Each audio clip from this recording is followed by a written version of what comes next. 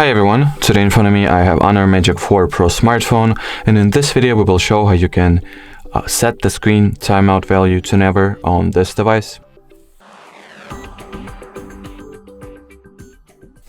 So first of all, let me show you the fact that once you go to the display and brightness category of settings and expand the available options as per the sleep option or sleep feature, you'll realize that the maximum value that we can set by the default means of this device's settings is 10 minutes.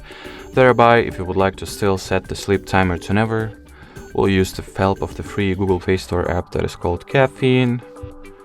So let's go ahead and download it as well as install.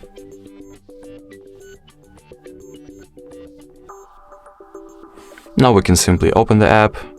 And here all that it's left to do is to make sure that the timeout section has the infinite value set, and that will essentially mean that as long as the Caffeine app is active, your screen will not go to sleep, will not turn off automatically, no matter for how much time it will be in the idle status. Alrighty, so that will be it for this video. Thank you so much for watching, and bye bye.